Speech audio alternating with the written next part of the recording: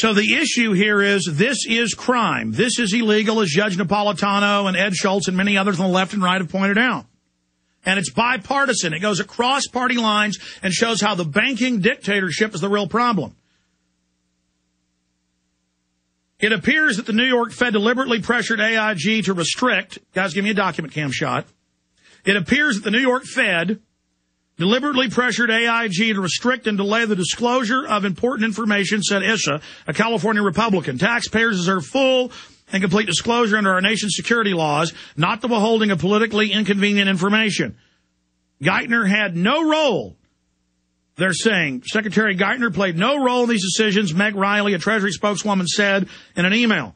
He was recused from working on the involvement, even though he was the head. He gave the orders. Involved specific companies, including AIG, after his nomination for Treasury Secretary November 24, 2008. Geithner began to insulate himself weeks earlier in anticipation of his nomination. So they take over the government, take over the private Federal Reserve, run the scam. We have Goldman Sachs' own documents. He used to work for him. Paulson was in the Treasury Department, former head of Goldman Sachs, setting up this fraud. We have their internal documents from the McClatchy newspapers that got them. They're setting all this up, and then he says, oh, I'm going to get the money, and then once I'm in government, I'm going to continue the robbery, but I don't have any decision-making in this, even though he runs the Treasury and the New York Fed, the most powerful branch of the Fed. Geithner, who was tapped by President Barack Obama, took the Treasury job in January 2009. Mark Hare, a spokesman for the New York-based AIG, declined to comment.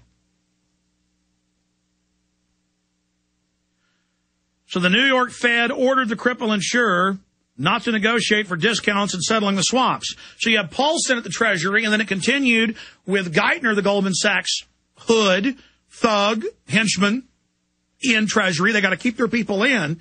Continuing, ordering, this is another key, ordering government policy. They're setting government policy to pay 100 cents on the dollar on these fraudulent derivatives they made up out of nothing. Credit default swaps, insuring it, other systems.